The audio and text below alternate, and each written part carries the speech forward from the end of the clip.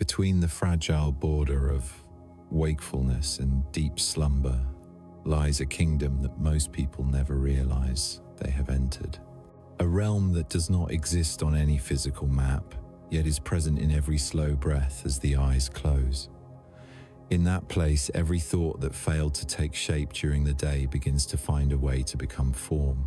Each memory, each desire, each belief is released into an invisible current, and that very current is the alchemical engine operating in silence, turning the mind into reality. Night is not the absence of light, but the laboratory of the soul. When consciousness recedes, the deepest layers of the self begin their work, blending emotions, memories, and beliefs like ancient elements within the furnace of the cosmos. There, even the smallest idea can become a precious metal, or, conversely, turn into a heavy block of lead that binds the soul. Every night is an alchemical journey, where humanity is given the chance to redefine itself through its most subtle materials, faith and imagination. When entering sleep, the mind does not disappear. It departs from the noisy realm of reason and descends into deeper layers, where language turns into imagery and imagery becomes energy. It is there that every affirmation, even a faint whisper, becomes a command sent into the foundation of the universe. In the darkness, the mind needs no explanation, no proof, only belief. And belief in the night is stronger than any reasoning of the day. A person may spend a lifetime searching for miracles without realizing that every night they walk through its very gate. The difference is that most pass through unconsciously, leaving chaotic memories and fears to repeat old patterns.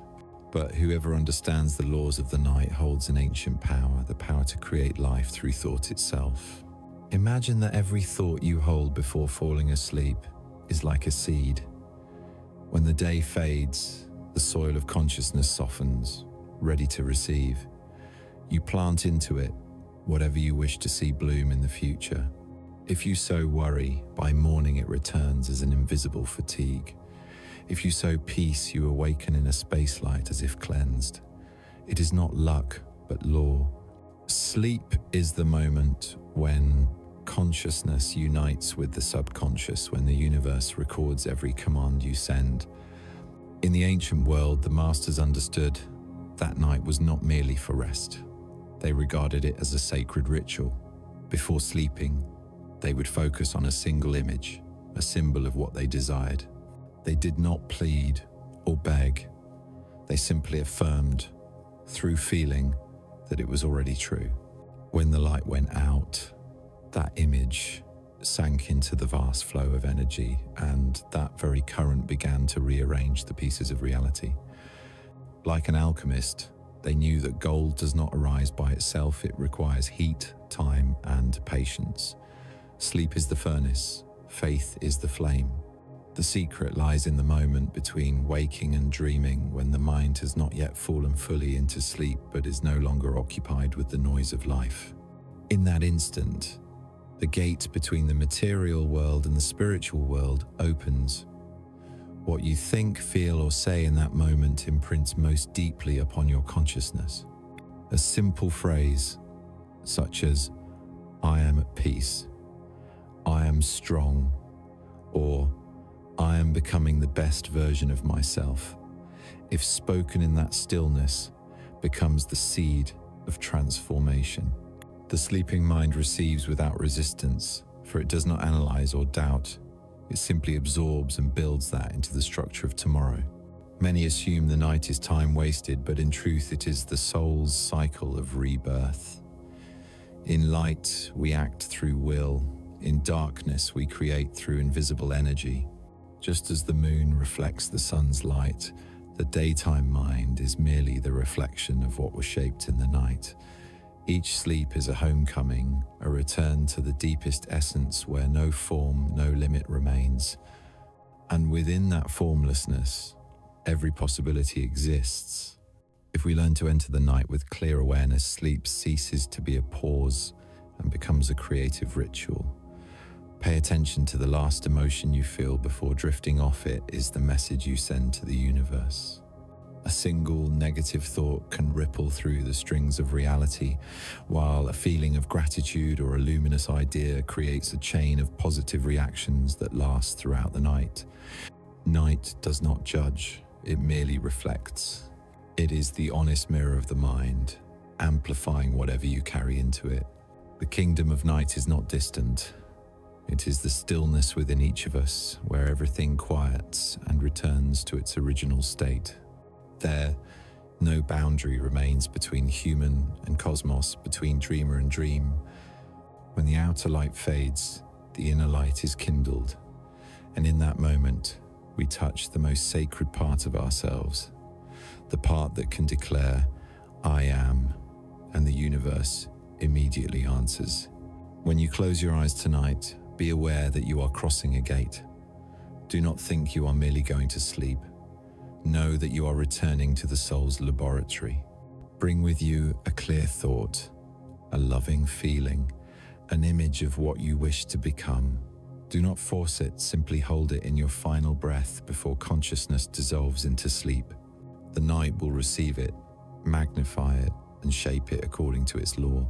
And one day, upon waking, you will realize that the miracle was never far away. It has always been forged in those very hours you called rest. Sleep is not the end of the day, but the beginning of a new reality. Each night, the soul enters its alchemical kingdom, where thought becomes matter, emotion becomes flame, and faith becomes the light that guides the way. There, every limit loosens, and every dream can take root. When one understands this, they no longer fear the night, for they know that in darkness itself they are quietly remaking their life, moment by moment, through the silent power of the alchemist's soul. Amid the sun-scorched desert days, the city of Damascus was once called Time's the dreaming heart of the East Asterisk. There, cobblestone paths led into shadowed bazaars where the sounds of people, metal and silk intertwined into the symphony of life. Among those walking beneath the domed corridors was a merchant quieter than all others. He traded in silk, yet what drew people to him was not merely the fabric soft as moonlight, but something no one could explain. Every piece of silk he touched became rare, as if woven from destiny itself. People said that within every thread lay a story, and only those who slept deeply could hear its telling. He was not born into wealth. In his youth, he was only a porter, living amid the noise of the marketplace, unaware that he could create something different. Until one night, lying in an empty room, he dreamed of a beam of light descending from the sky, shining upon a loom. In the dream, he saw his own hands touching the threads, and with every touch, they turned into gold. When he awoke, the image did not fade. He understood that the dream was not imagination, it was a message from the soul. From that night on, he changed only one thing. Before sleeping, he no longer thought about the day's losses, nor complained about his poverty, but focused on imagining himself holding the finest, softest silk, while customers smiled with delight. Night after night, he kept that image in his mind until he drifted into sleep. No begging, no hurry, just letting it exist like breath. A month passed, then a season. While his waking mind busied itself with trade, his sleeping mind was silently weaving. One morning, as he checked his goods, he discovered a strange piece of silk, one he had never ordered or purchased. Its color shifted with the light, at times deep violet, at times bright blue, smooth enough that even a sliding fingertip produced a soft chime. He took it to the market, and immediately, every gaze turned toward it. The fabric sold for 10 times its usual price. From then on, his name spread throughout Damascus. When people asked for his secret, he only smiled. No one knew that he sought not in the day, but in the night. He had realized that dreams were not mere reflections, but maps of destiny. Whatever he dreamed vividly enough would manifest in some form when the light returned. When his dreams began to repeat, he noticed a rule. Only when he went to sleep in peace did the image appear clearly. If he carried worry, the dream dimmed like fog.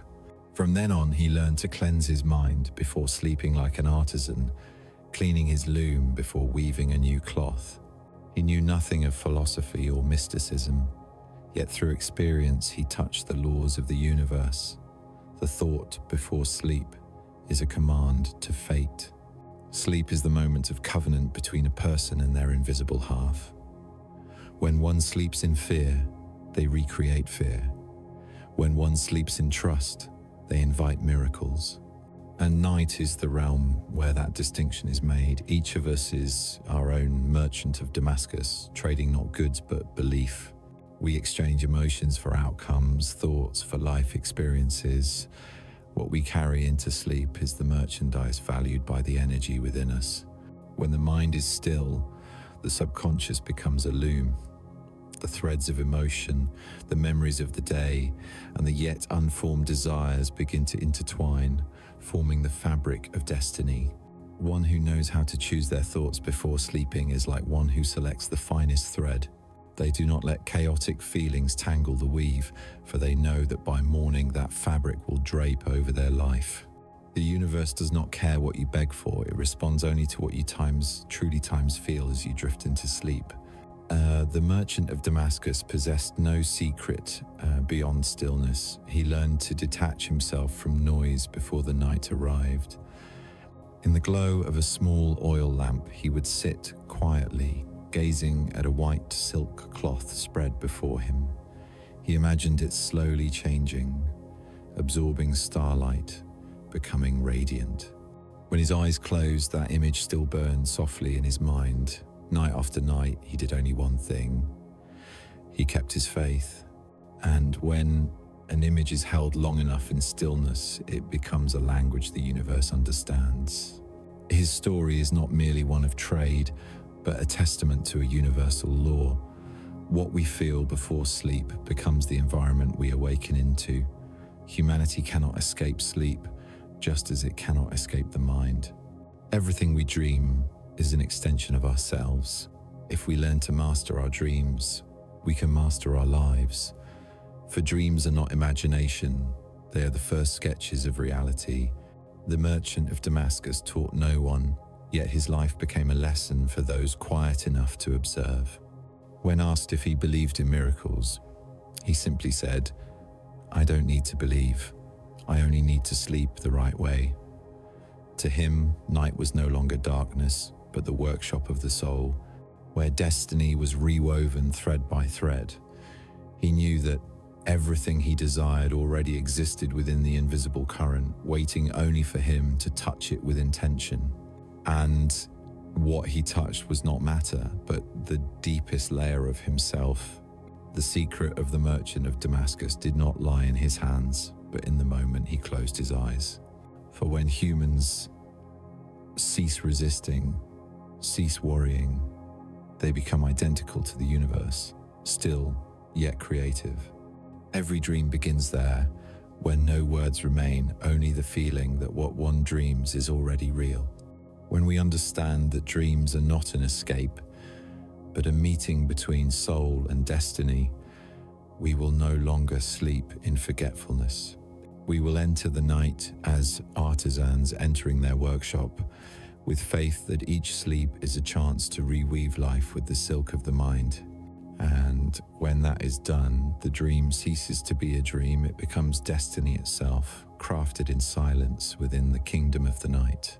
In the stillness of night, when breath becomes slow and deep, humans begin to hear a sound that does not come from the outside, but from within themselves.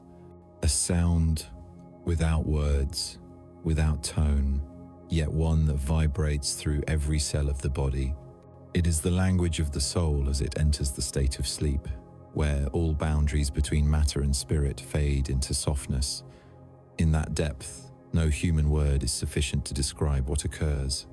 Only rhythm, resonance, and frequency remain.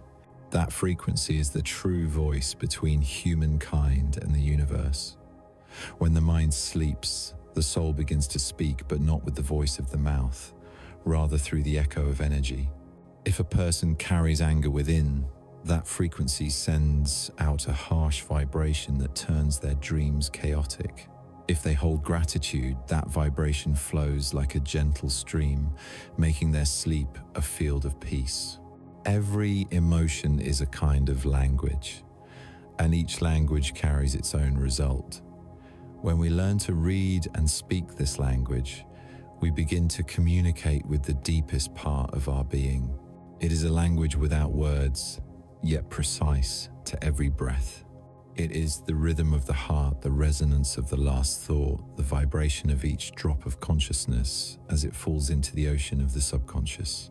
No word in human language can reproduce that rhythm, yet anyone who has truly listened to themselves in silence before sleep has already heard it. It does not arise like speech, but like a soft wave flowing through the body. Sometimes it feels like warmth spreading from the chest, sometimes like a tender light touching the mind. When the soul begins to speak, the universe replies through dreams. Dreams are not illusions, but responses from the universe to the frequency we emit. It is the deepest, most silent, and most genuine conversation between the human and the unseen. The ancients believed that there were stars that did not merely shine, but listened. They believed each star was a point of resonance where the words of the soul were transmitted and reflected back. Each time a person falls asleep with a clear consciousness, that energy rises like a thin veil of smoke reaching toward corresponding stars. There, it is amplified, then falls back as events, opportunities, and encounters in waking life. Thus, some dreams bring prophecy, some reveal paths ahead, not because someone above sends them down, but because the soul itself has written messages in a language the waking mind has forgotten. The language of the soul has no sentences, no syntax. It is woven from images and emotions. When you dream of flying, it is not just a dream. It is the soul saying you are breaking free from limitation. When you see water, it is a message that emotions need cleansing. When you see light, it is the symbol of awareness expanding. Each dream is a telegram from the depths of yourself. One who can read dreams is not a fortune teller, but one who understands the frequency they are transmitting. Few realize that the soul is never silent. It is only that humans are no longer still enough to hear. On nights filled with anxiety, that voice is buried beneath layers of thought. But when you release all tension, when the breath returns to its slow and steady rhythm, when the heart no longer debates with the mind, you will hear it. A long tone, gentle as wind passing through a half-closed door. It does not instruct, command, or judge. It simply reminds you that you already belong to the harmony of this universe. Those who can listen to the voice of the sleeping soul will never fear loneliness, for they know they are always connected. They understand that the stars are not distant, they live within. Each time they think a kind thought, the light within them vibrates, and billions of lights across the sky answer back. The human mind is a receiver, and the soul is the transmitter. Each night, when you close your eyes, the entire universe becomes a network of energetic communication. No words, no sound, only the right frequency, and everything you need will find its way to you. This language cannot be learned from books. It comes only when you know how to be still.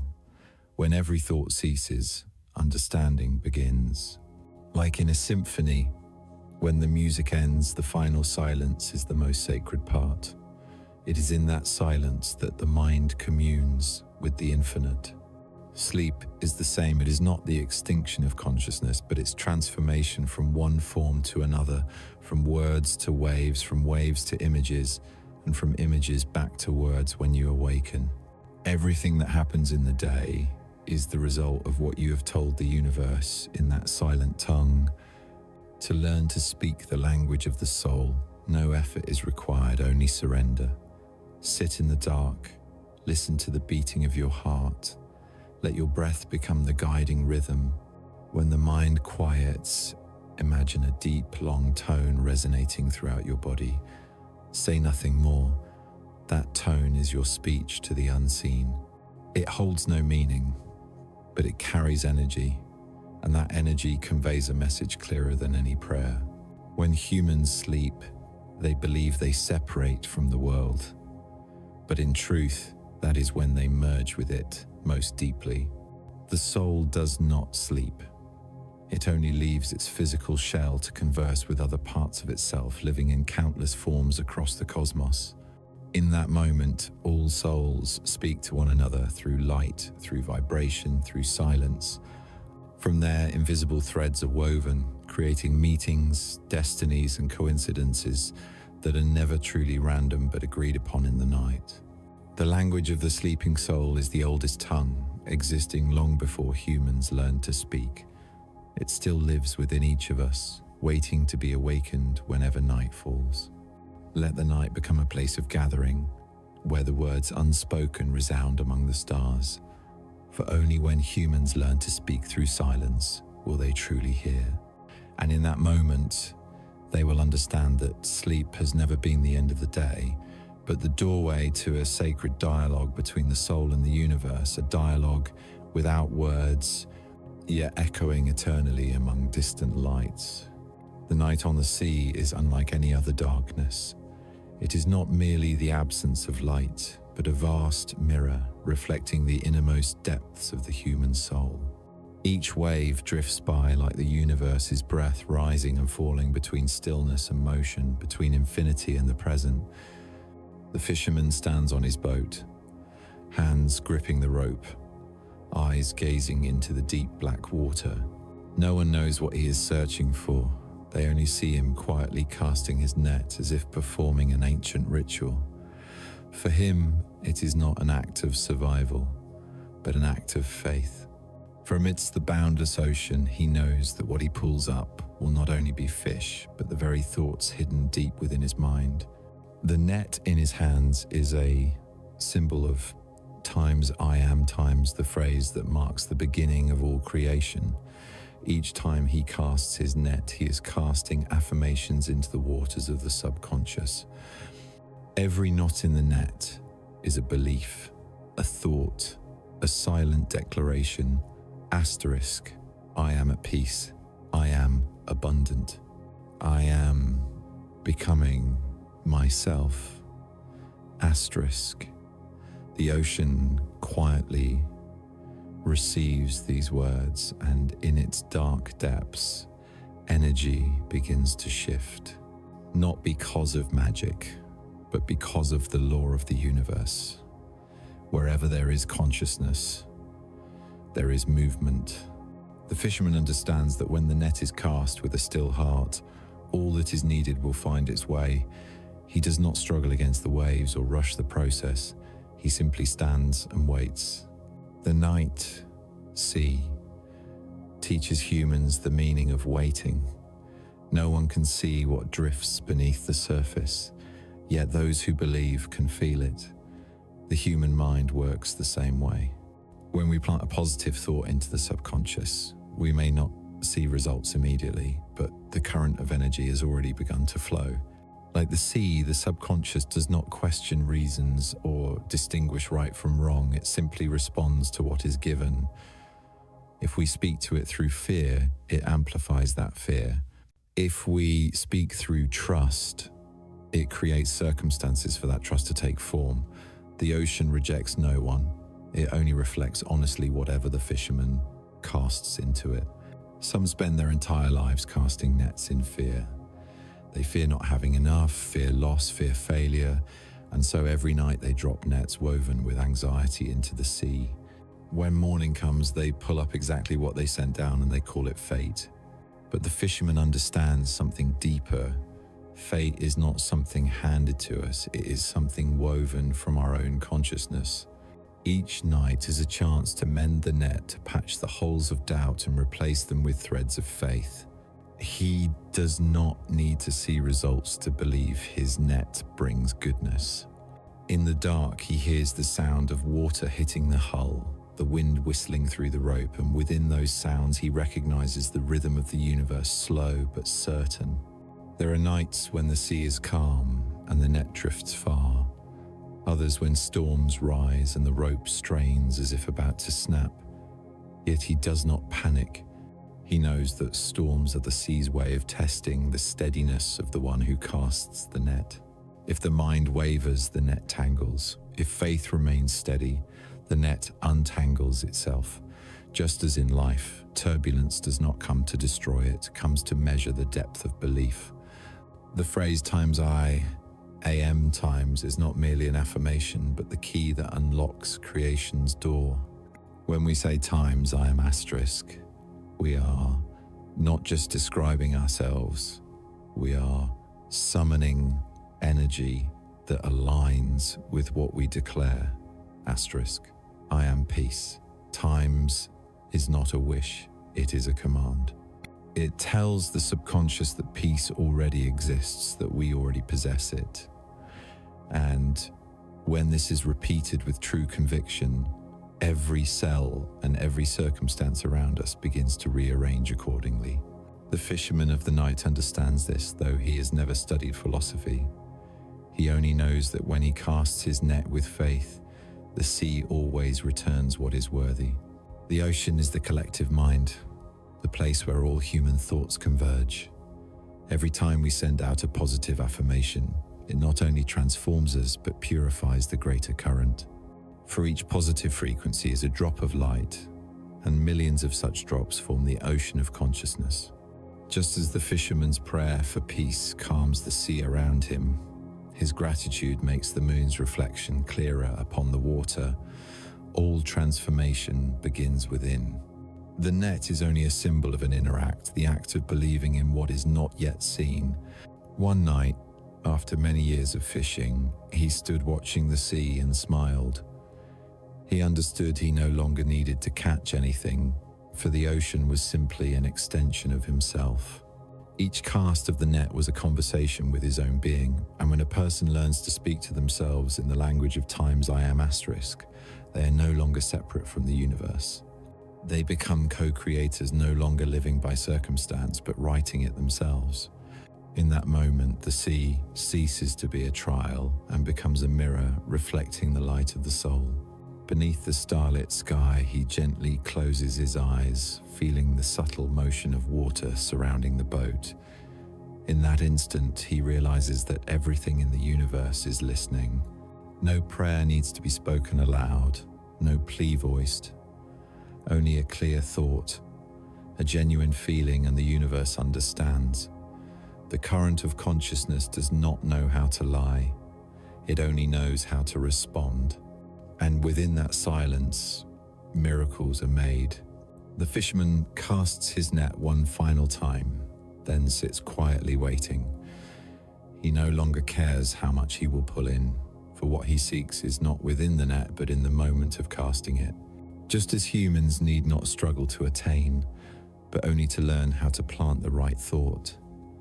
When thought is planted with presence, life naturally bears fruit. For everything begins from the inner current. That is where dreams become reality, where the words times I and times echo and reach the farthest edges of the universe. And once this is understood, humans will no longer fear the night sea, for they will know that within every rising wave resounds the voice of their own soul awakening, listening and speaking the same language as the whole universe. As the sun slipped slowly toward the horizon, Alexandria grew strangely quiet. The final light fell upon the rows of stone columns, stretching like threads of gold laid across rolls of ancient papyrus. In that space, a man sat within the vast library, before him a smooth stone tablet and a pen of bronze. He was not writing for anyone, nor copying anything, but quietly carving his own words line by line, stroke by stroke, slowly, as if conversing with an unseen force. People called him Times, the one who writes upon the tablet of fate asterisk, for whatever he inscribed somehow came to pass. No one knew when he began his work. They only knew he arrived at the library precisely at sunset. He said that only in the moment between day and night does the world become soft like wax, able to record whatever humans wish to carve into it. When light turns to darkness, the boundary between reality and the subconscious opens, and in that moment, every thought, if clear enough, imprints itself into the invisible structure of the universe. Each day has 1 second when the whole galaxy listens, he once said. Whoever speaks the right words in that instant can rewrite destiny. He did not write prayers, he did not ask for blessings, nor plead for anything. What he wrote were affirmations, declarations of what he knew to be true, even if unseen. Asterisk, I am guided. Asterisk, asterisk, I am protected. Asterisk, asterisk, I am the light within the night. Asterisk. Each sentence was like a line of fire carved into stone, glowing in the dusk before fading, but he knew that energy never disappears. It travels into the void, merging with the rhythm of the cosmos like silent waves rippling across space. The Library of Alexandria was not merely a house of books, but a symbol of universal knowledge, a place where people believed every thought ever conceived still echoed somewhere.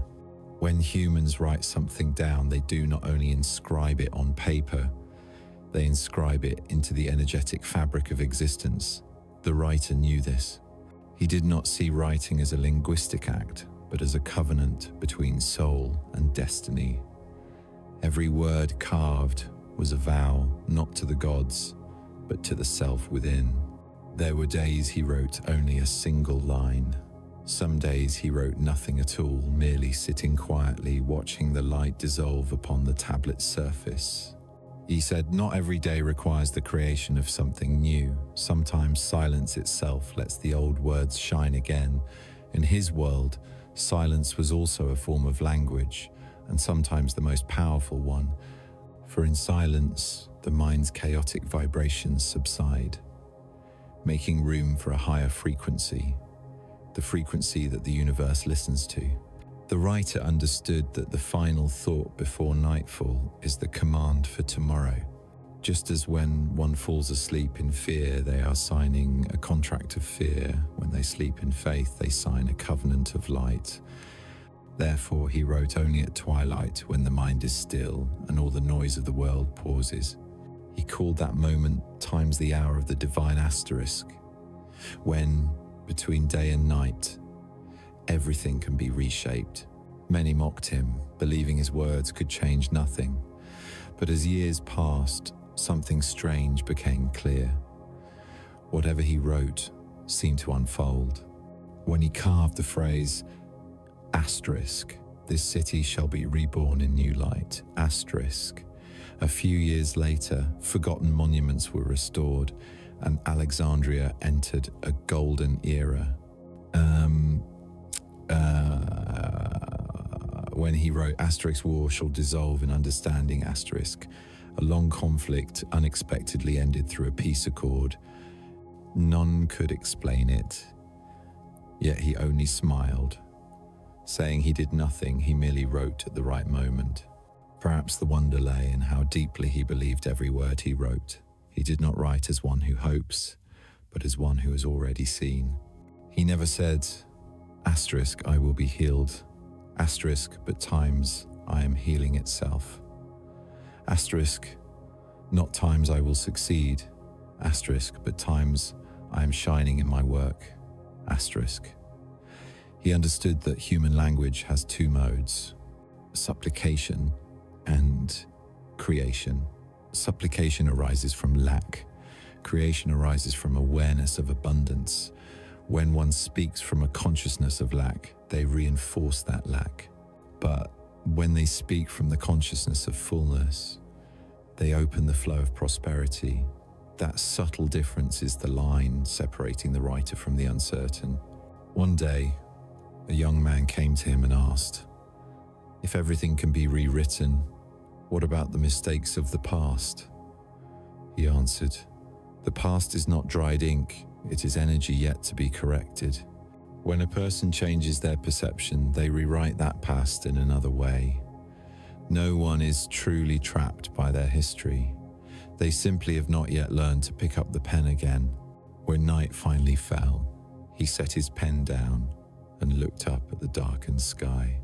The stars above were like thousands of glowing letters written long ago, each one a thought, an affirmation, a fragment of the great story the universe continues to inscribe. He knew that someday someone else would look up and read his words, not with their eyes, but with their soul. Amid the darkness, the library sank into silence, save for the dim glow of a single oil lamp. The writer stood, placing his hand upon the cold stone tablet. He did not pray. He simply whispered, asterisk, everything we believe to be true will become true, asterisk. Then he walked away, leaving behind lines no longer visible, yet spreading through space like rippling water, finding their way to hearts, quietly waiting. For in the end, what he understood most clearly was this: every human being possesses their own tablet of fate. Every thought, every emotion, every word is an indelible carving. But if one learns to choose the moments of light and stillness, they can rewrite it delicately, like an artisan reshaping a statue. And when they do it with unwavering faith, their life transforms not by miracle, but because they have mastered the art of the writer of Alexandria, the art of composing destiny through the very language of consciousness. In a quiet valley where smoke mingles with the night mist, there lives a potter unlike any other. He does not mold clay under the sun, nor display his creations in daylight. The time he chooses is midnight, when the world falls silent and the fire in the kiln becomes the only living light within the darkness. People call him times the craftsman of the night, asterisk, but to those who understand, he is a true alchemist. For what he creates are not merely bowls, cups, or statues, but the visible forms of faith itself. Before he begins, he always sits still before the spinning wheel, closes his eyes, and lays his hands upon the cold lump of clay. Everything begins with softness, he often says. Clay only becomes beautiful when we listen to it. And in that silence, he starts to whisper, not to people, but to the lifeless clay itself. He speaks very softly, sometimes only 2 words. Asterisk, I am, asterisk.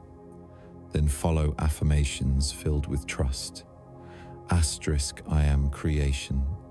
Asterisk, asterisk, I am abundance. Asterisk, asterisk, I am alive. Asterisk, those whispers are not mere sounds, but energy breathed into the clay, causing every grain of matter to vibrate. He knows that clay is just like the human subconscious, soft, malleable, yet easily imprinted by whatever touches it. If touched with worry, it shatters. If touched with trust, it becomes strong and beautiful. Thus, every time his hands turn the clay, it is not only a craftsman's movement, but a ritual of faith. He is not merely shaping matter, but sculpting the form of belief within himself. There are long nights when nothing takes shape. The clay collapses, breaks, cracks. Sweat mixes with ash. His hands grow weary. Yet instead of despair, he smiles. For he knows that the clay's collapse is the reflection of a mind not yet still. When the heart remains restless, matter reacts. So he stops, sits in silence, letting his mind settle like a lake without ripples. And when that calm returns, he begins again, and strangely, the clay becomes obedient, supple, as if it understands his unspoken words. The alchemical furnace in his workshop does not merely bake clay. It is the symbol of transformation where every crude idea can become form. When the fire roars, the potter looks into it as though gazing into his own soul. In the glowing red light, he sees what others cannot: fears, limits, and the unfinished parts of himself.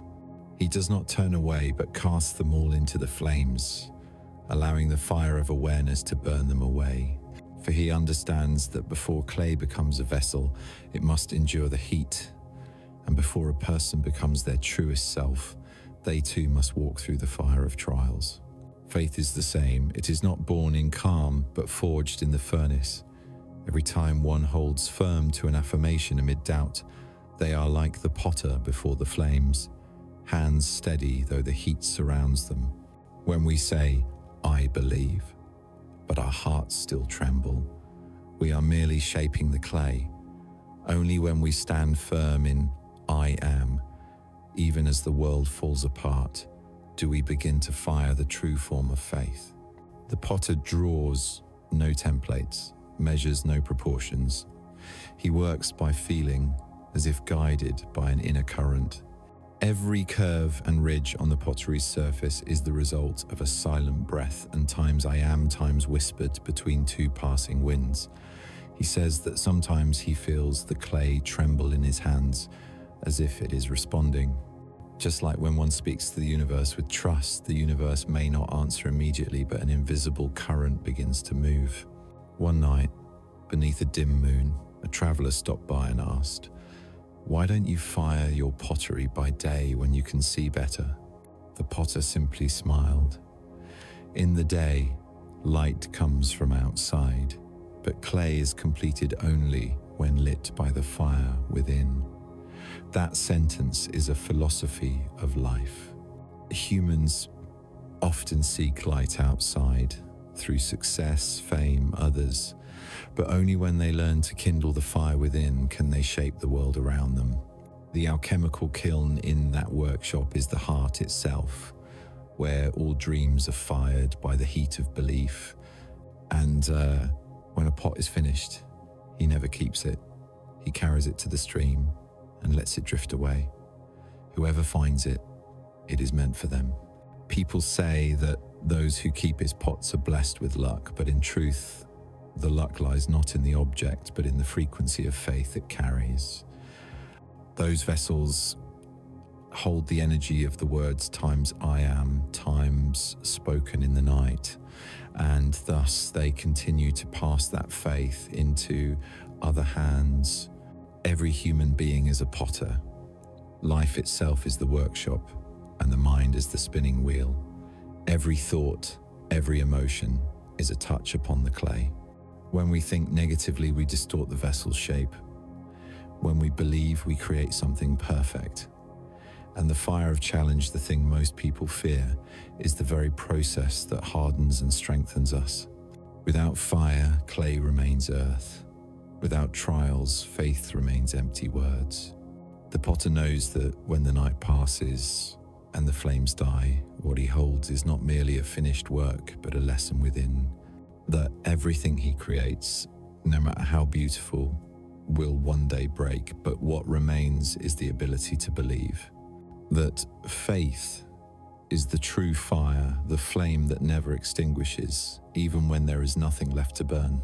As dawn arrives, he sits before the ashes, feeling the warmth still lingering. He knows that the night was not just another labor, but a rebirth. For every time he shapes the clay, he also shapes himself. And thus, between darkness and fire, between earth and soul, he understands the secret of alchemy. Everything can turn to gold if touched by the hands of faith. When the last light fades from the earth, another kingdom opens, one of healing, where every soul returns after a day carrying invisible wounds. In the stillness of night, the body lies motionless, but consciousness works more diligently than ever. Like the ancient physicians of the temples of Epidaurus, the sleeping mind knows how to brew a sacred elixir no one can see.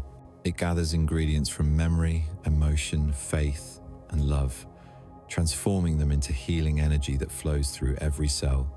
No one can witness this process, yet it unfolds every night, silent and precise.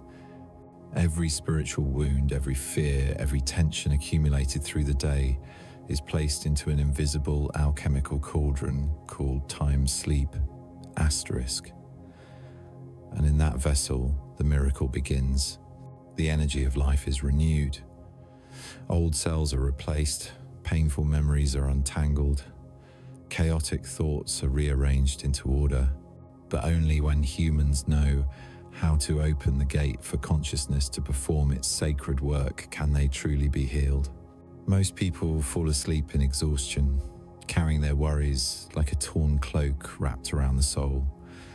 They allow the mind to replay old images, hurtful words, unresolved memories. Thus, while the body rests, the mind keeps struggling. Such sleep does not heal, it only hides the wound. It is like lying in a sacred spring, yet forgetting to open the palms to receive its water. Regeneration begins only when one dares to release, to surrender, to let the night do its work. In ancient temples, the disciples of the healer god Asclepius already knew this.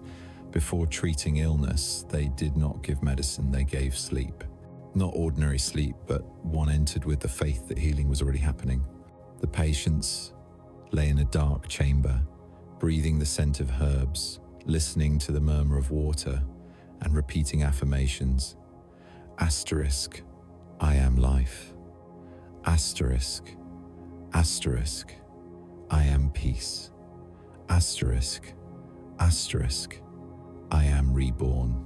Asterisk. These words, spoken at the threshold between waking and dreaming, turns sleep itself into a sacred ritual. The sleeping mind understands the language of emotion far better than that of reason. It does not analyze or judge. If we tell it we are afraid, it will create circumstances to continue that fear. If we tell it we are at peace, it instantly reorganizes the body to reflect that state. Like a physician who follows whatever prescription is written, the subconscious does not question right or wrong, it simply obeys. Thus, every word we utter before sleep is a pill administered to our own body and soul. Those who understand this do not let their nights pass in vain. They turn the moments before drifting into dreams into a session of healing. They turn off the lights, place a hand upon their chest, feel the rhythm of the heart, and begin to speak softly to themselves. Asterisk, I am healed. Asterisk, asterisk, I am loved. Asterisk, asterisk, everything within me is in harmony. Asterisk. They need not believe it immediately, only speak with sincerity, with the intention of goodness. For the sleeping consciousness needs no justification, it only needs direction. And when that direction is toward light, the body begins to awaken accordingly. There are those who have endured illness, pain, and despair, yet within the night they rediscovered balance, not through medicine, but through the transformation of consciousness. For when the mind ceases to resist, the energy of life, which was never lost, flows freely once more. Night becomes the greatest healer, and the breath, the alchemical wand that stirs this energy. Each inhale is a sip of light. Each exhale, a release of darkness. Simply allow it to happen, and the healing begins. When we sleep, we enter a realm where time dissolves. There is no past, no future, only the living energy of the present at work. That is why old pain can be washed away. Old wounds dissolve for in the space of sleep. Everything can be rewritten. The soul bathes in the light of the unconscious, and the body is renewed from within. If we learn to enter sleep as a sacred ceremony, we can heal ourselves without the need for miracles. The elixir of night is sold nowhere, for it lies within us. It is brewed from faith and surrender. When we believe, energy is released. When we let go, the current flows freely. A heart full of worry is like a stream blocked by stones. The water still longs to move but remains trapped.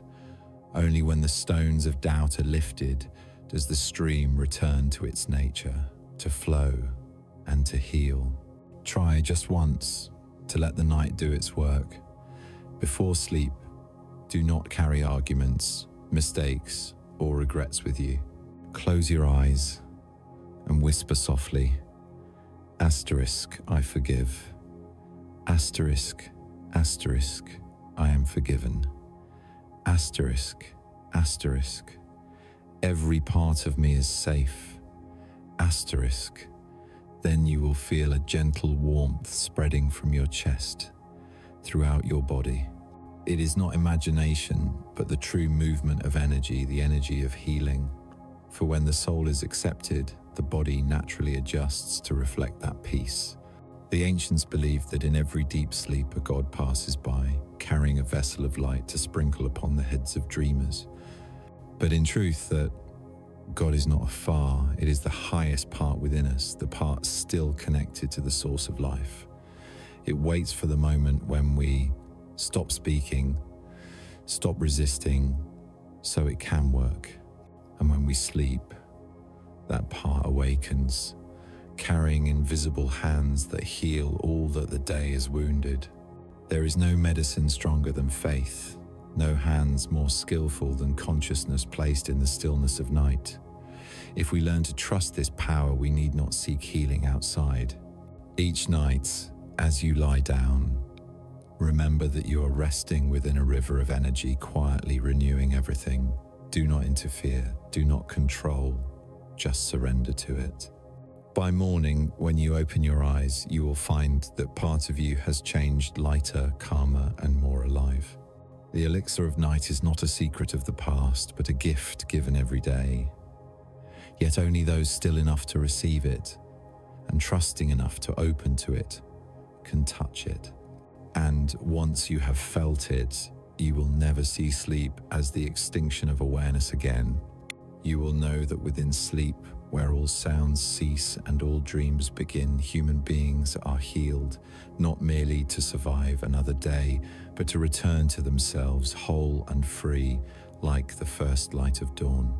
On a cold mountain top, where the air is so thin that every breath feels like a prayer, there lives a man who has devoted his entire life to watching the stars. He is not an astronomer in the usual sense. He keeps no records, calculates no formulas. He simply sits in silence, immersed in the sky, as if conversing with the universe itself. People call him Times the Star Watcher asterisk, but he often smiles and says, "I do not look up to know the universe. I look so that the universe may know me." The statement sounds paradoxical, but those who have truly sat in stillness beneath the night sky understand at that moment the observer and the universe are no longer two separate entities. A quiet miracle happens when a person gazes at the stars with a calm mind. The universe begins to mirror them back. The distant lights, once thought to be fixed, seem to come alive as though answering the gaze. It is not imagination, but communication between two frequencies, the frequency of consciousness and the frequency of the cosmos. When the human mind reaches harmony, everything outside begins to arrange itself in accordance. The stars, the planets, even time itself seem to bow before that resonance. The Star Watcher understands this well. He once said, "The universe is the greatest mirror, and human consciousness is the light that shines into it.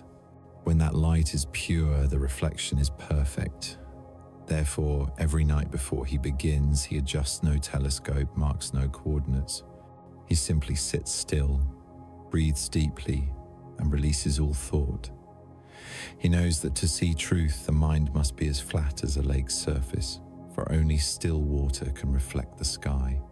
And when he attains perfect stillness, the heavens above him begin to change, the constellations seem to shift, the faint light bands expand and contract with his heartbeat. It is not the sky that moves, but his consciousness that is adjusting the lens of reality. The universe is not outside of us. It beats with our hearts, breathes with our breath. When we focus our being upon something with unwavering faith, the structure of reality begins to realign in support of it. Like a stone cast into water, waves ripple outward.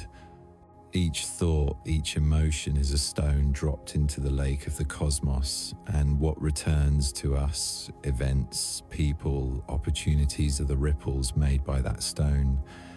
The Star Watcher knows this law so deeply that he no longer prays as before. He asks for nothing. He simply aligns himself with what he desires.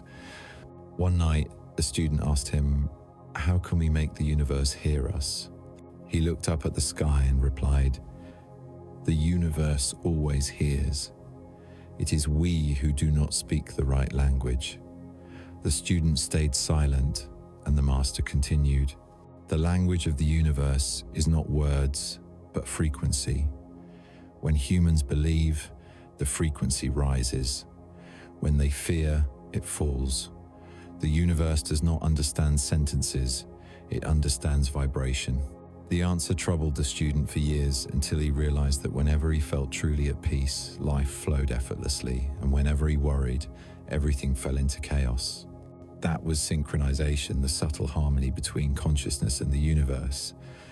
The mystics of old called this the time's law of correspondence, asterisk, as above, so below, as within, so without. The Star Watcher did not learn this law from books. He sensed it in every breath. When he was calm, the wind stilled. When he was joyful, the sky cleared. When his mind was troubled, clouds gathered to veil the stars. Everything responded, as though the universe reflected the state of a single being. Yet he never saw himself as the center. He understood that he was only a part of a vast current, and synchronization was not about control, but harmony. There were nights when he observed the heavens without even using his lens. He said that seeing was not as important as feeling. When one feels deeply enough, they become part of what they observe. In that state, consciousness no longer stands apart from the universe, it merges with it.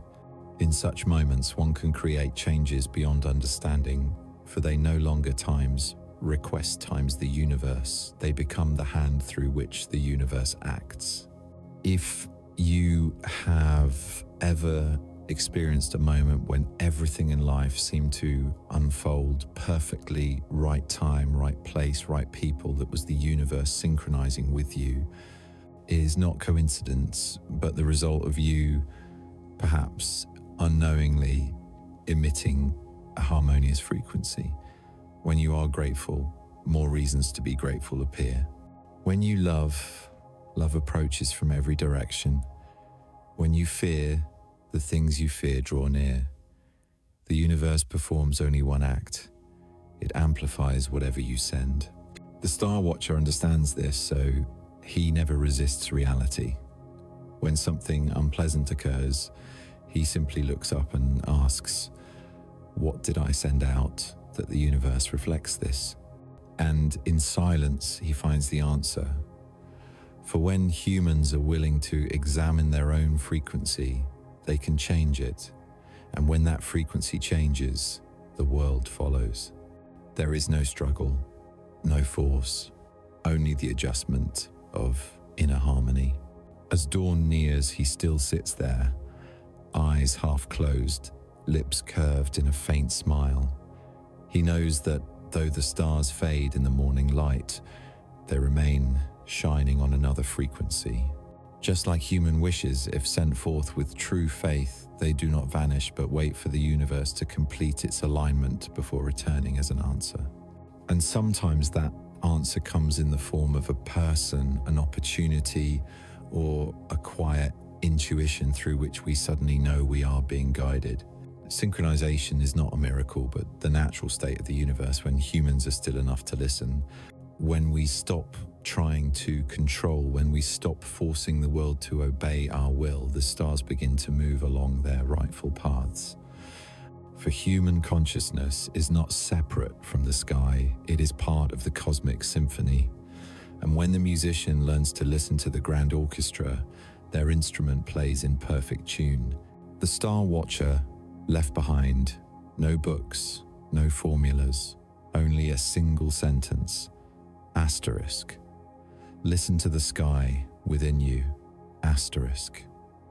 That phrase echoes as a reminder that each of us carries within a miniature universe, where the stars are our thoughts and the planets are emotions orbiting the center of awareness. When we adjust the orbits within, the universe without instantly responds in kind. And so, in every era, there are those who quietly gaze at the stars not to predict destiny, but to remember they are part of it.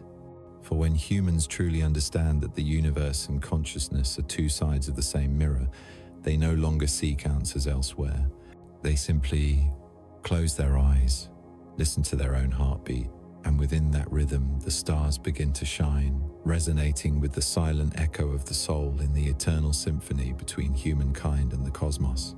Before the first light touches the earth, when the world still lingers between dream and awakening, there exists a moment so silent that one can hear the breath of the universe. It is the hour of the one who wakes before dawn. They do not rush to open their eyes, switch on the light, or reach for their phone. They simply sit up in the gentle darkness while the night has not yet faded, and sense the subtle vibrations shifting all around them.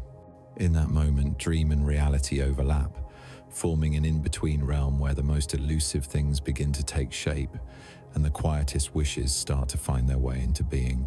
The one who wakes before dawn understands that it is not the sun that awakens them, but the soul that calls them forth. There are whispers only heard in the silence before the day begins, when the mind is not yet filled with the noise of the world. It is then that the dreams of the night begin to unfold, transforming from energy into idea, from the invisible into the realm of action, like a seed that has absorbed dew all night, waiting for the first light to break its shell. Dawn is not merely the beginning of a day, it is the sacred hour of rebirth. Every creature, every tree breathes slower and deeper, as if synchronizing with the heartbeat of the earth.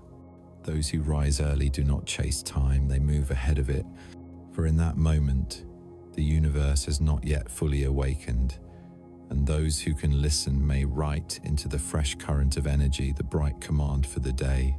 Whatever they think, feel, or affirm at that hour radiates with magnified power beyond any other time. The ancients called this the hour of the gods, the moment when all doors between the layers of consciousness stand open. Whoever knows how to use it can shape their coming day. The one who wakes before dawn does not rise merely to work, but to merge with the first stream of light, the light that not only illuminates the outer world, but also awakens the inner one. They know that sleep is where seeds are planted, but dawn is when they are tended. If night is the dream, morning is the manifestation. Between those two shores, humans become gardeners of their own destiny. In the first minutes of the day, the mind has not yet recalled its burdens. It is the purest blank space of consciousness. If we place a positive thought there, it spreads like fragrance, coloring the mood of the entire day. But if we rush to recall unfinished tasks and worries, we unknowingly mix darkness into our own dawn. Thus, those who wake before sunrise begin with silence. They sit still, breathe, listen to their heartbeat, and let the remnants of dreams still shimmering within dissolve gently into the new light. Someone once asked a Zen master, "What do you do every morning that makes your face always so serene?" He answered, "I rise when the world is still dark, and I let the sun arrive in my heart before it rises outside." The answer sounds simple, but it holds the essence of mindful living. Dawn does not exist outside the window, but within the mind that opens to it. When the light inside awakens, everything in the day feels lighter, for one no longer runs after the rhythm of the world, they let the world follow theirs. The one who wakes before dawn lives with the flow, neither against it nor carried away by it. They understand that everything created in the day begins with the first frequency of waking. If the day starts in haste, it becomes a chase. If it begins in stillness, it becomes a melody. Therefore, they see rising early not as discipline but as ritual, a ritual of connection. The dreams of the night before do not vanish. When we open our eyes, they only change form. A passing idea, a spark of inspiration, a gentle intuition, all are fragments of the dream, seeking expression through our actions. If we remain quiet long enough, we realize that the so-called coincidences of the day trace back to the dreams we just left. The early riser knows this. They do not dismiss dreams as illusions, but see them as messages. Each morning, they read those messages with the heart and act upon them with the mind. In the first light, when dew still clings to the world, the early riser feels something few others do, the movement of energy in the air. Everything feels newly born, the trees, the sounds, even themselves. In that hour, their words carry weight, their intentions ripple outward, for they speak in rhythm with the universe. When they send out gratitude, that energy multiplies. When they begin with a smile, the day unfolds naturally, like a flower meeting the Sunday. The one who wakes before dawn is not greater than others, they simply understand the law of light. They know that night is not an ending, but the preparation of the Sunday. Every darkness is but the pause of brightness, and dawn is the universe's reply to those who have trusted through the night. Thus, when they open their eyes, they do not rush into the world, but greet it as an old friend. They know that all they wish for in the night is already on its way, if only they keep their hearts bright enough to recognize it when it arrives. The world may still be noisy and chaotic, but the one who wakes before dawn does not seek peace in the world. They carry it with them. They are the bridge between dream and reality, between the unseen and the seen. Each morning, they place another stone upon that bridge, and one day they find they have crossed it.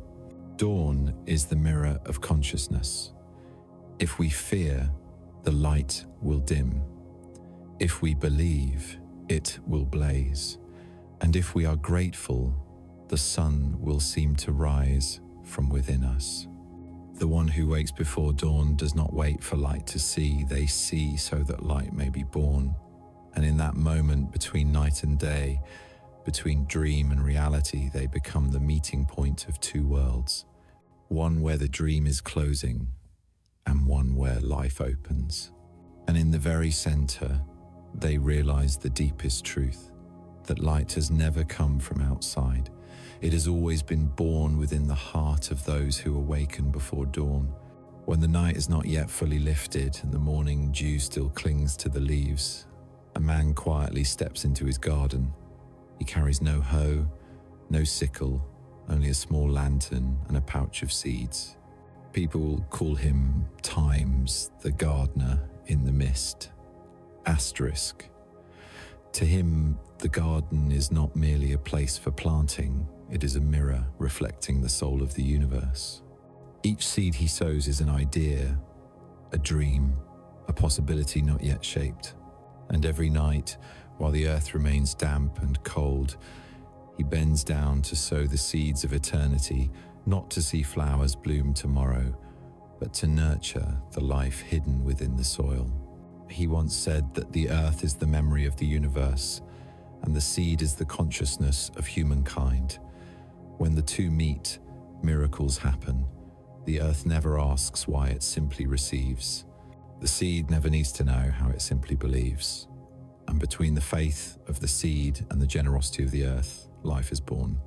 So it is within the human mind.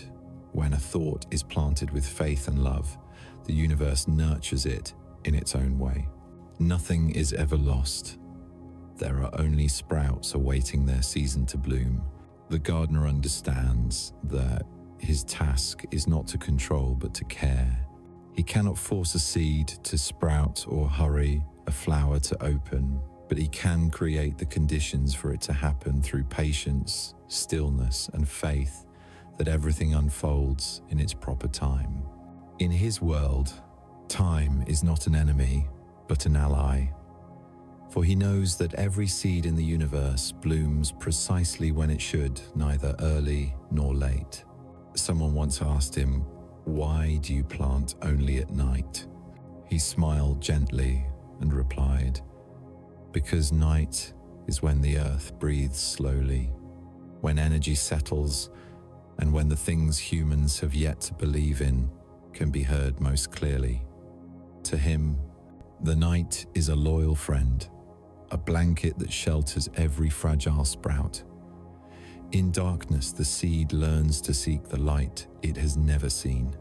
And in that same darkness, humanity learns to trust in what has not yet taken form. The gardener does not speak of faith with words, he expresses it through action. Each morning, he observes without judgment. Whether the day brings rain or sun, dry soil or wet, he tends to the garden as if it were in full bloom. He knows that steady care is the only way to tell the universe that one believes. And so, his garden always flourishes, not because the soil is richer than elsewhere, but because he never doubts. In sleep, humans are much like that gardener. Each night we plant seeds in the subconscious with our final thoughts before drifting off. If we sow worry, we will reap worry. If we sow faith, we will harvest peace. The subconscious is the most fertile soil of the universe, and it never rejects any seed placed within it. It only knows how to nourish, multiply, and return exactly what we have sown. This is an immutable law. Thus, those who learn to fall asleep in peace are the wisest of gardeners. The gardener in the mist has a habit of whispering to the earth. His words are soft, like a lullaby. "You know what to do. I am only here to remember that I trust you." That simple sentence is a mantra, gentle yet powerful. For when we believe the universe knows what it is doing, all worry dissolves. We no longer need to control life. We simply harmonize with it. In that way, the gardener never fails because he does not expect. He only trusts. There are nights when the mist grows so thick that no path can be seen. Others would wait for dawn, but he walks on. "I do not need to see the path," he says, "because I know the way." In that darkness, he learns his deepest lesson, that true light is not at the horizon, but in the hand that sows. When one acts with faith, they become their own source of light. And when that happens, the universe, like the earth, need only respond with life. The gardener is never in haste. He knows that flowers do not bloom because they are urged, but because they are loved. Each time he sees a sprout pushing through the soil, he neither rejoices nor marvels. He simply nods, as if greeting something already known. For in the night he has already seen it bloom in his imagination. He needs no proof, for he has seen it within. That is the way of the gardener. To believe before seeing, to love before receiving, and to be patient as though eternity stretches endlessly ahead. One morning, a child came to him and asked, "How do you know the seed has sprouted if you can't see it?"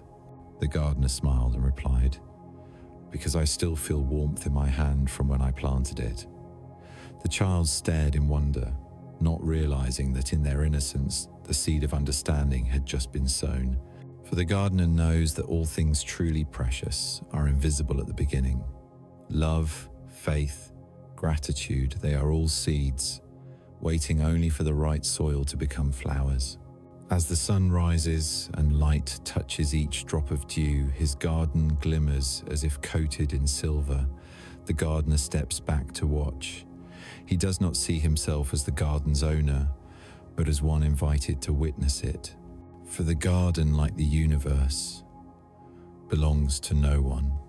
It is the essence of life itself, forever blossoming, forever moving, forever responding. And he, in his humble role, is simply there to remind the world that every seed is worthy of belief. Night falls again, and he returns to the garden. The cycle repeats, endless as breath. No day passes without him sowing, no night without the earth listening. And so, even though he never says farewell, the garden remains evergreen, and his seeds sprout everywhere in the hearts of those who once saw him bending among the mist. And one day, when humanity finally understands that every thought is a seed, they will become more mindful of all they think, speak, and do. For they will know that this world is not made by another's hand, but by their own sowing.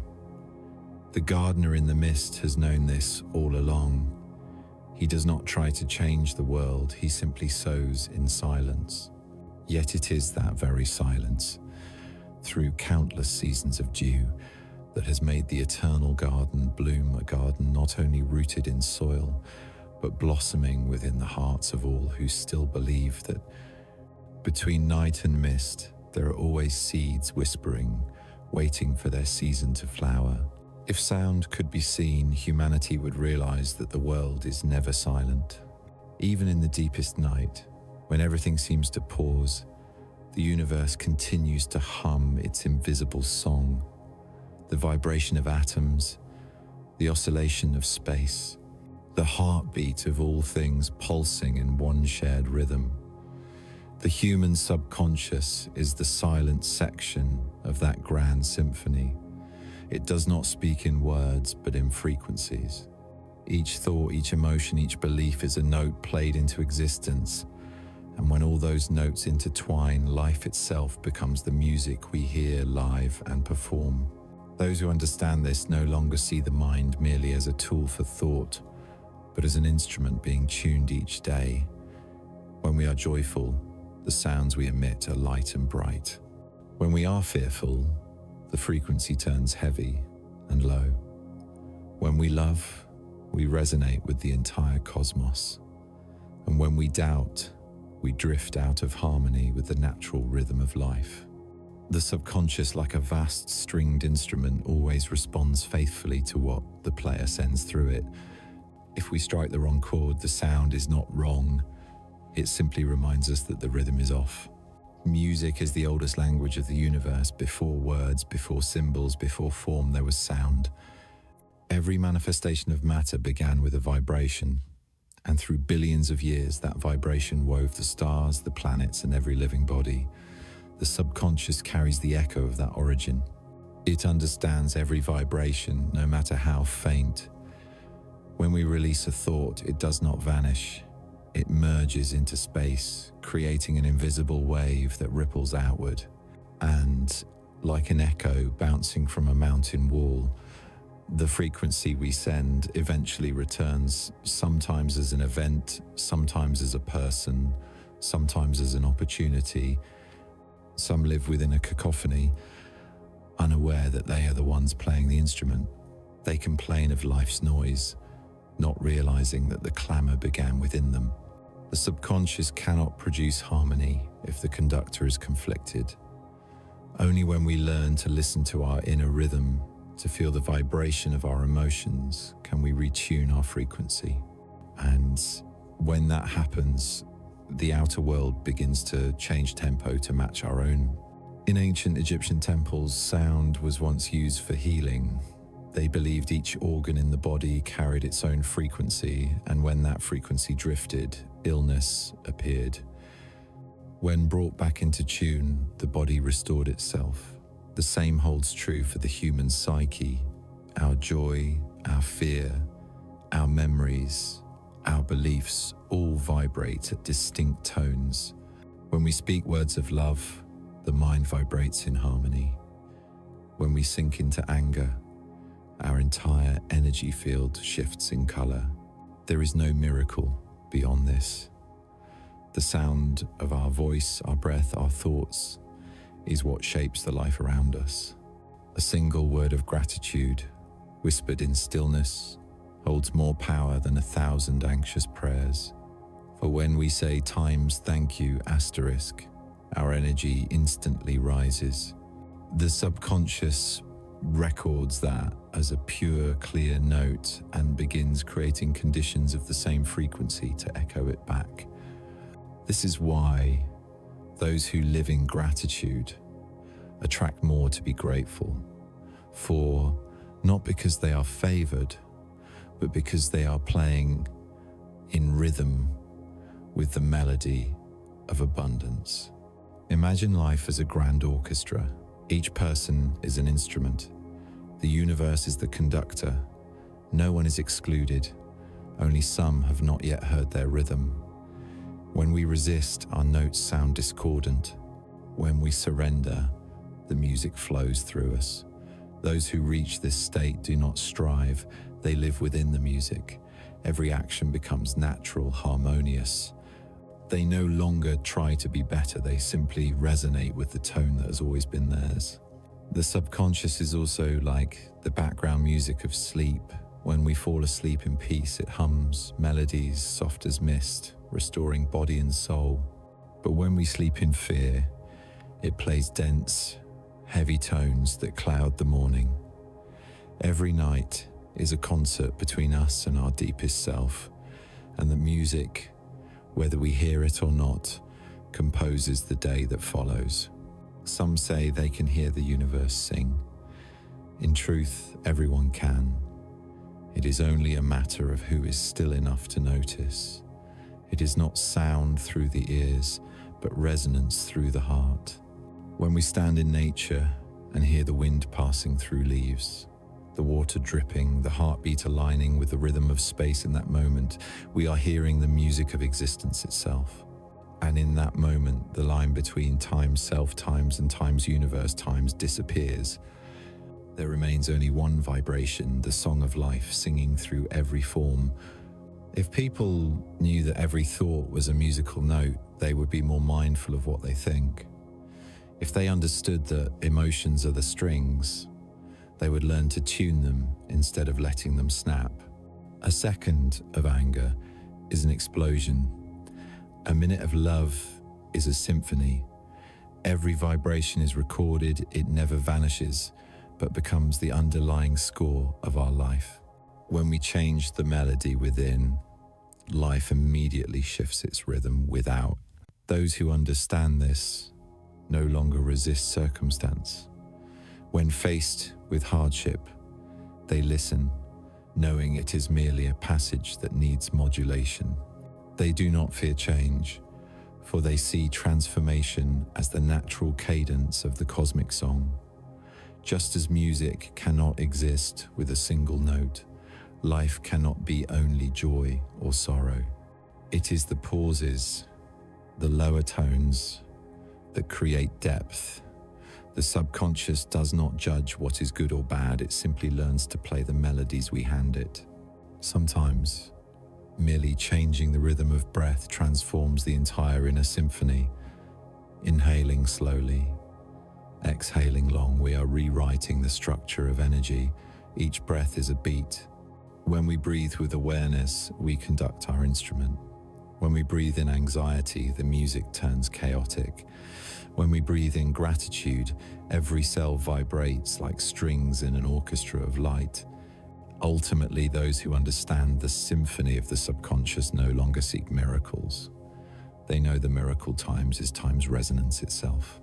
When thought, emotion, and action align in harmony, one enters the times flow, times the effortless state where life unfolds smoothly, lightly, beautifully, like music.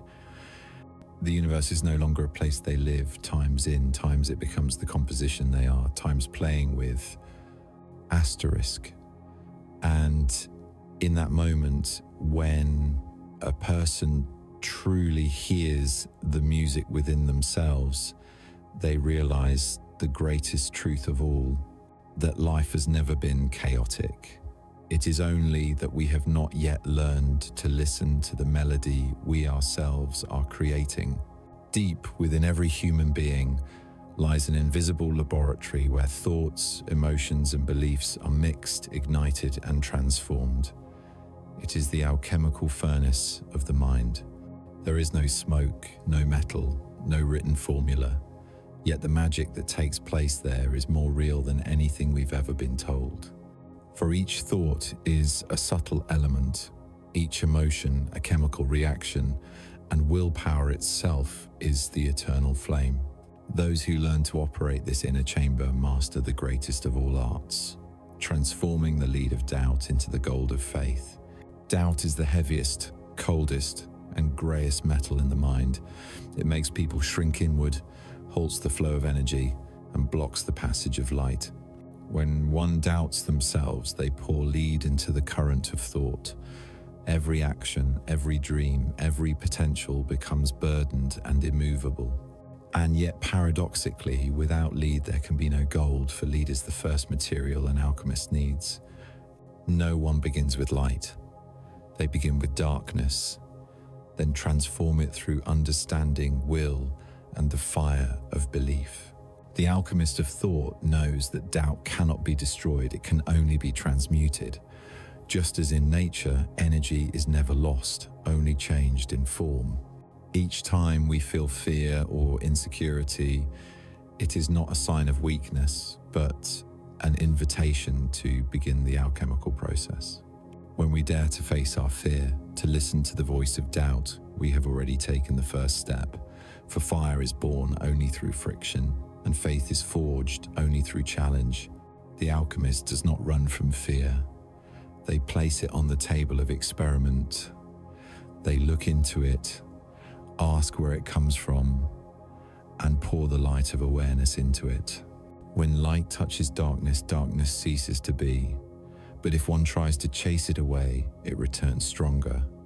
Thus, the art of alchemy lies not in force, but in acceptance.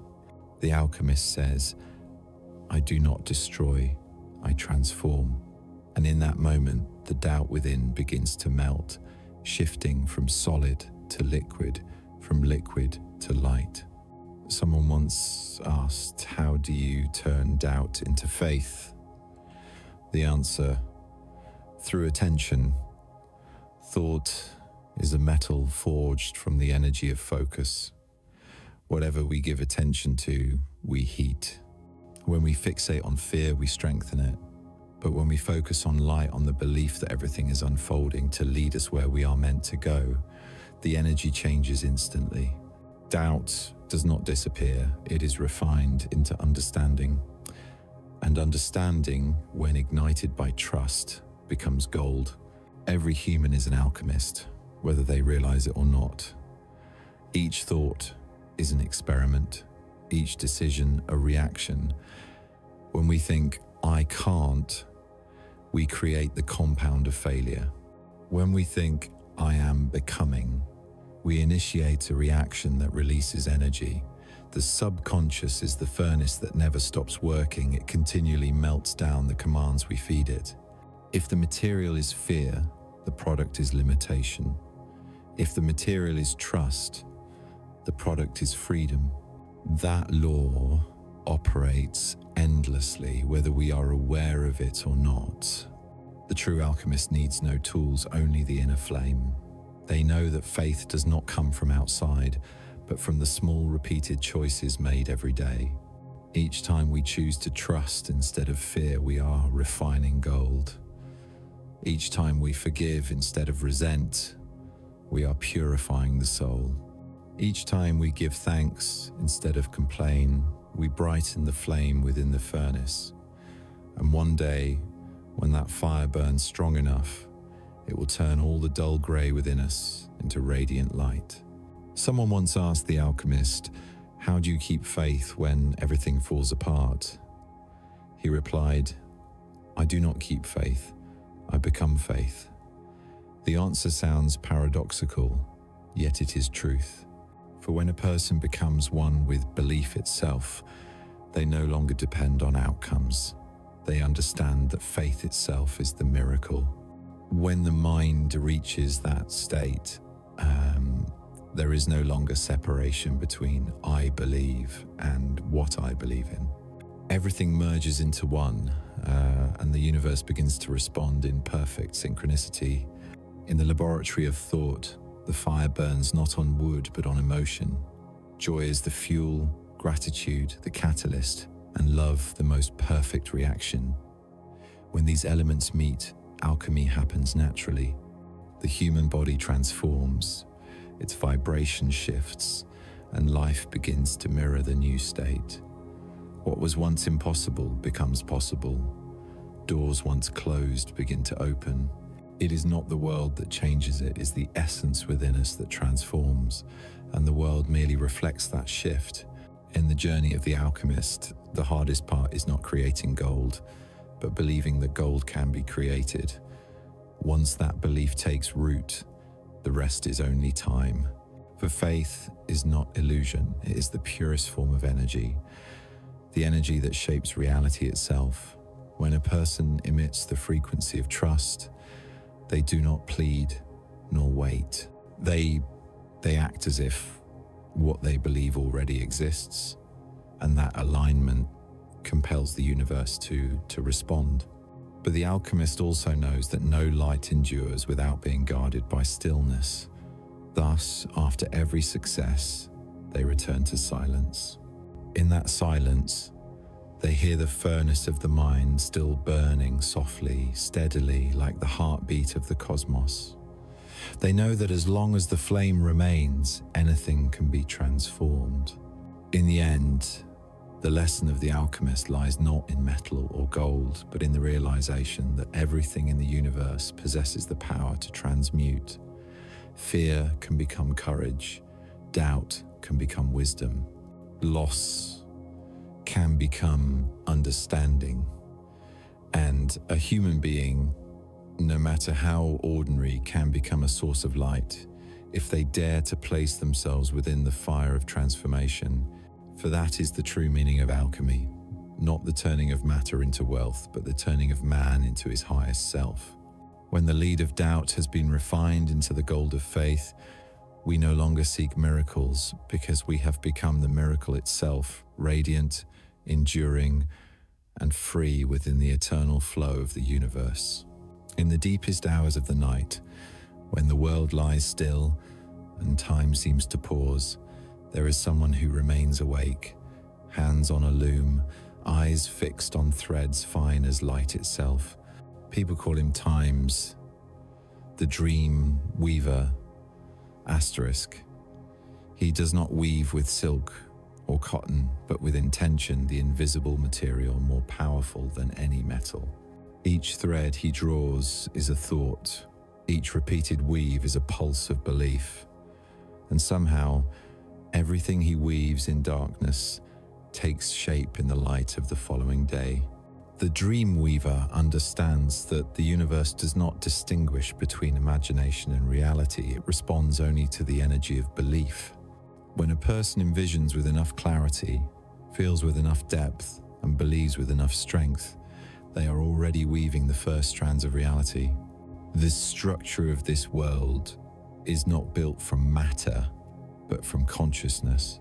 Every intention, no matter how small, if held with focus and emotion, begins to pull invisible atoms toward one another, forming tangible shape.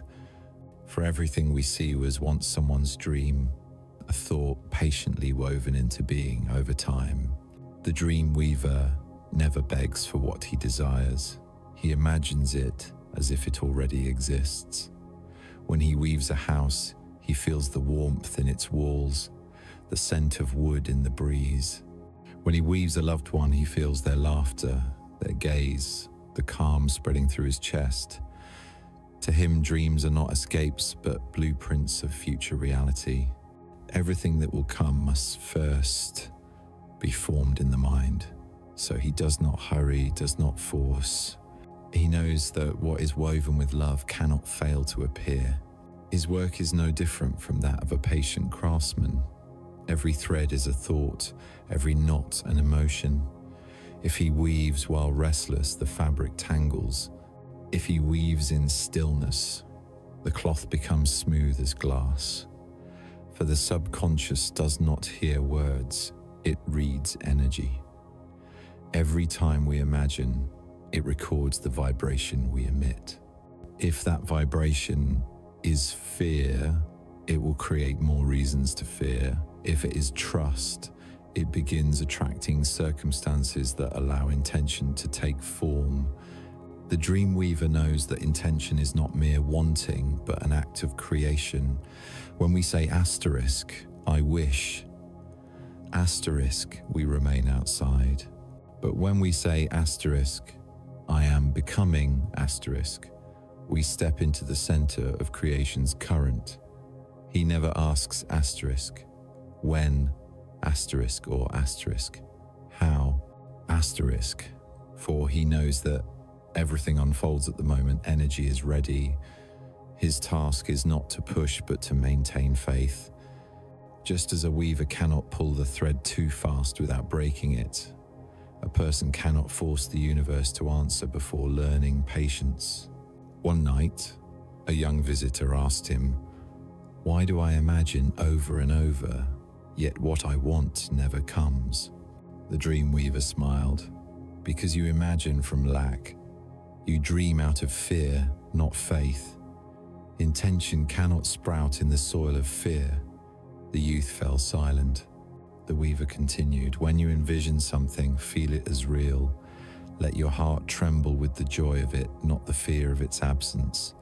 Only then will the fabric of your dream begin to take form." The dream weaver never doubts the law of creation. Asterisk, everything that exists was once a thought. Asterisk. Each morning, when sunlight falls upon the fabric he's been weaving, he sees the universe doing the same, weaving stars, planets, and souls with the threads of energy. He realizes that he is no different from the cosmos, only smaller in scale. For within every person lies a fragment of the Creator, endowed with the power to imagine, to believe, and to bring forth. Some nights, when his tapestry nears completion, a strong wind rushes through and scatters the unfinished threads. He does not grow angry. He simply sits and begins again.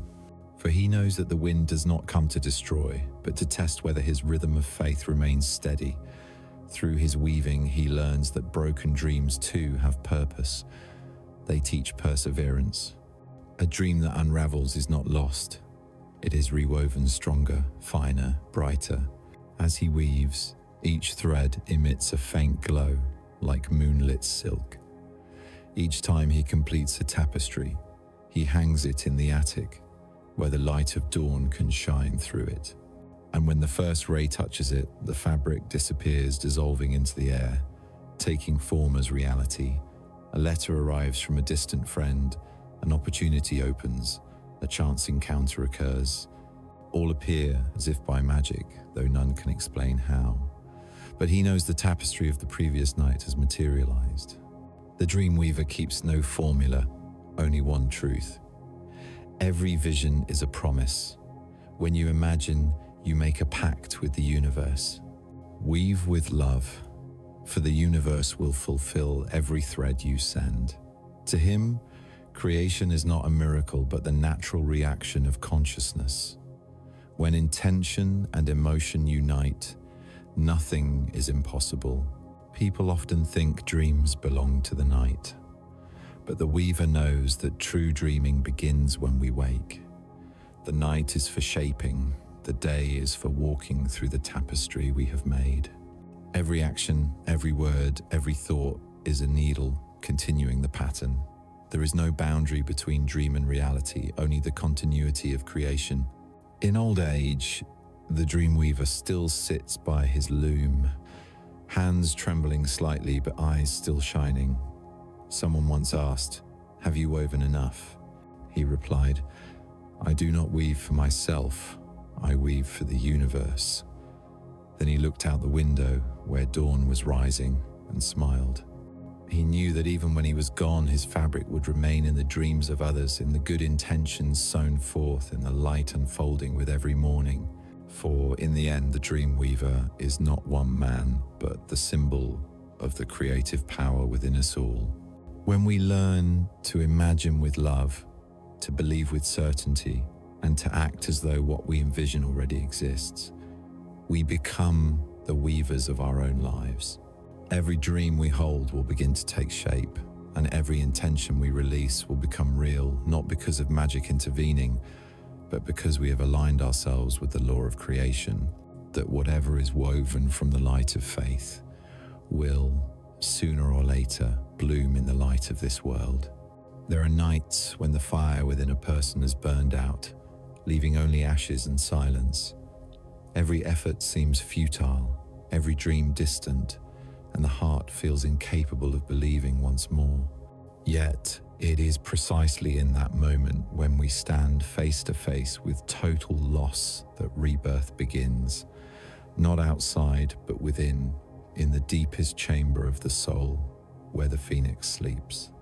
No one witnesses the instant it awakens. There is no thunder, no light, only a faint warmth spreading from the ashes, then flaring up slowly, powerfully, and unstoppably. The phoenix never fears death, for it knows it is born from the very act of its own dying. Each cycle of burning and fading is its way of freeing itself from what has grown old. It does not mourn the feathers that burned away, nor cling to the form that was lost. It simply spreads its wings and lets the old flame consume all that no longer belongs, and in that radiant pain, it is reborn. So too with human beings, we do not truly change while still afraid of losing. Only when we dare to let the old faiths, the old habits, the outdated ways of thinking burn to dust, do we begin to become something entirely new. In the darkness of life, everyone becomes ashes at some point, when love collapses, when faith crumbles, when what once felt eternal turns to nothing. We think it is the end. But the phoenix within the soul never dies. It waits patiently for us to be brave enough to look into the ashes and see that hidden within the dust still lies the seed of light. Rebirth is not starting over. It is returning to what is pure after all that was false has been burned away. Those who have lost all faith stand closest to the threshold of awakening, for when there is nothing left to hold on to, the mind is forced to fall into itself. And at that bottom, one discovers a truth. What we once called faith was not true belief, but dependence on outcomes. True faith needs no proof. It exists like breath, silent, steady, natural.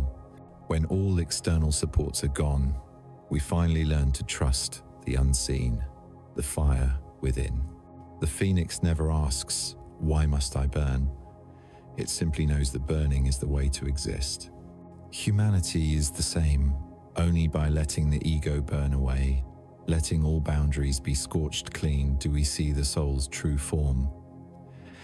Every failure, every wound, every loss is a rite of purification. The universe does not punish. It teaches us to grow purer through the flames of experience.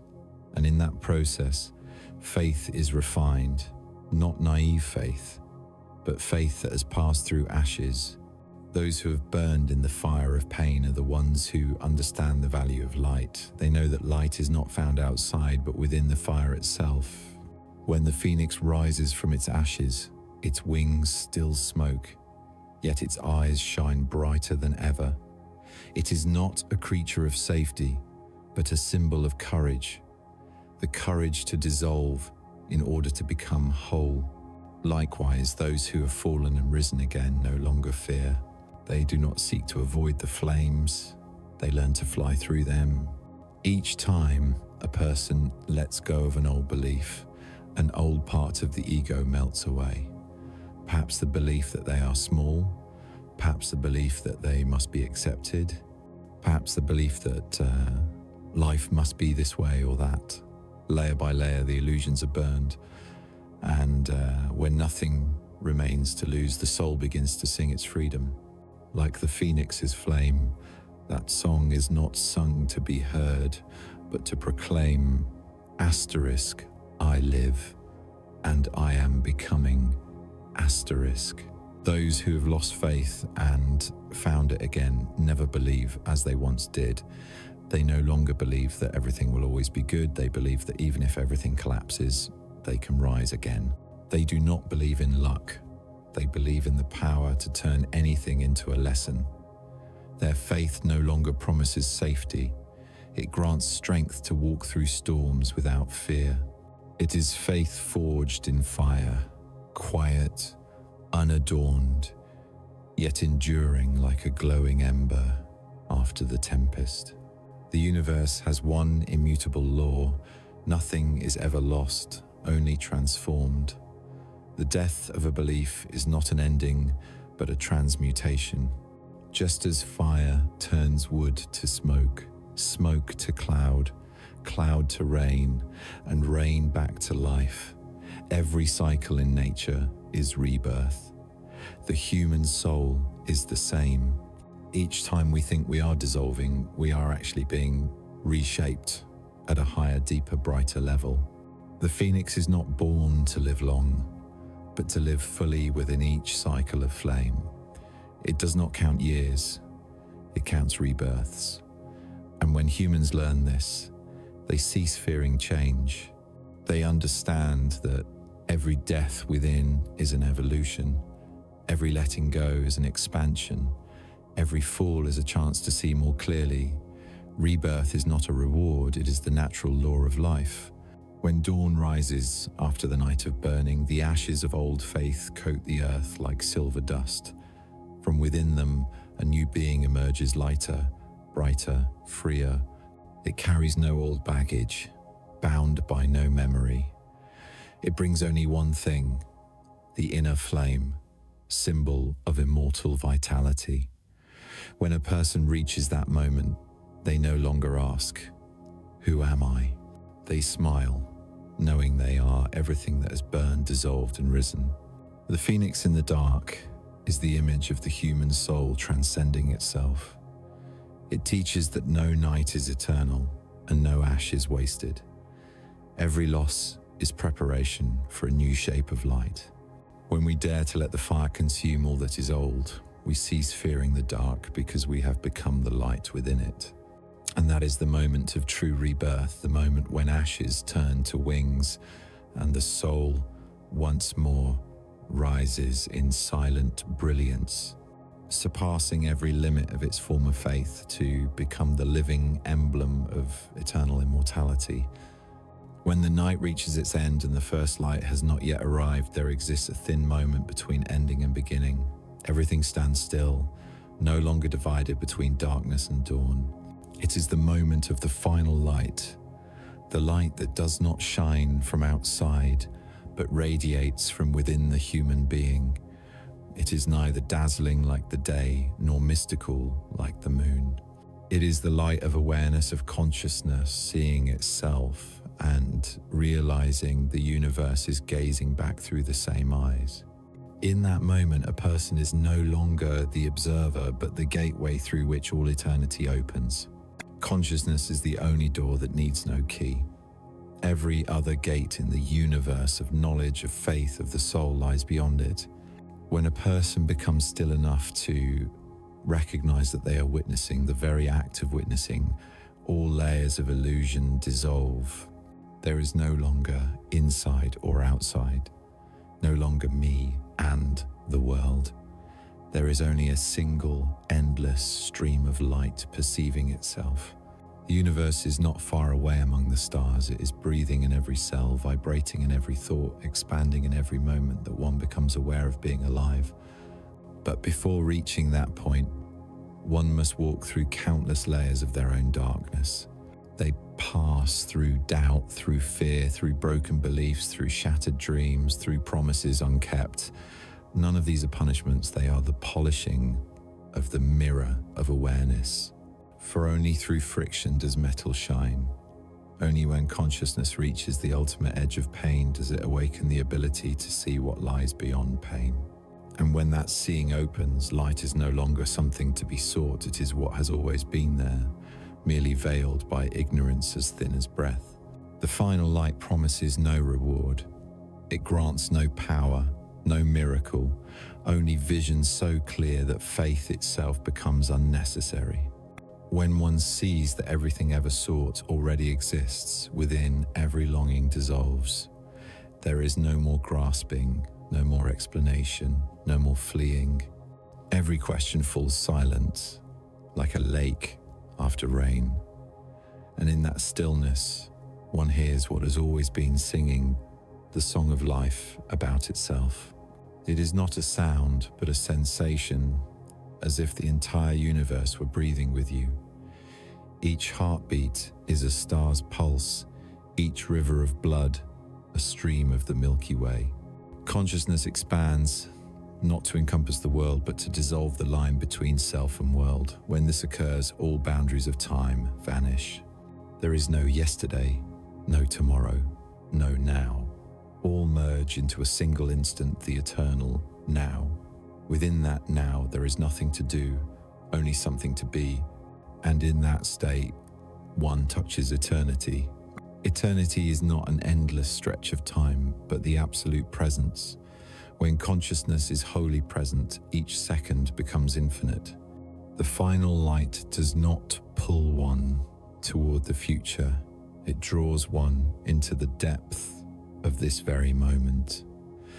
Each breath becomes a doorway, each glance a prayer.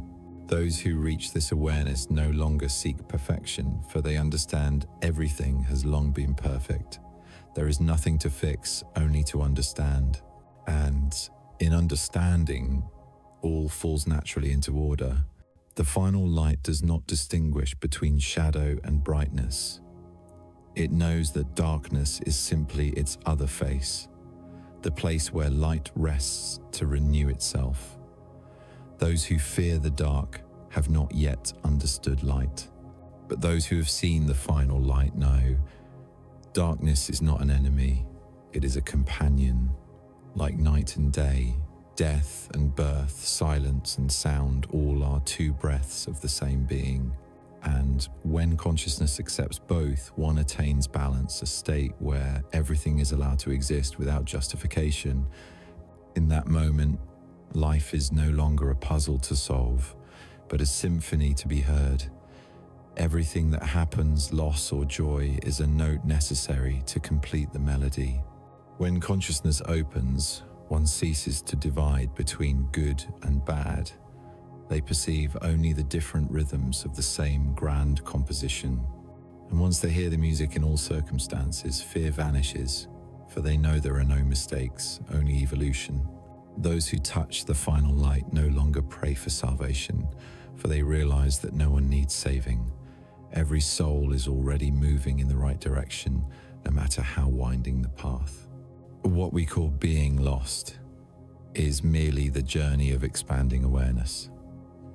And when this is understood, compassion arises. We see everyone, the ones who hurt us, who abandoned us, and even our own past selves with eyes of understanding. Because in the final light, there is no guilt, only souls learning to remember who they truly are. And when that remembrance returns, there is no longer a need to seek the meaning of life. One realizes that life itself is the meaning. Every breath is a celebration. Every drop of water, every ray of sunlight, every touch is the universe embracing itself. In that state, every action becomes sacred, no matter how small. Speaking a kind word, offering a smile, standing silently in the morning, all become rituals of light. For once consciousness has opened, nothing is mundane. Finally, when true daylight comes, one no longer feels they are leaving the night, but sees that night itself has transformed into another form of light. Every cycle ends only to begin anew. Eternity is not a place, but a ceaseless flow. Those who understand this no longer seek immortality, for they already are it. They need not go anywhere, for everywhere is home. They need not ask anything, for every answer already rests within silence. The final light does not come from some distant star, but from the awakening of the soul.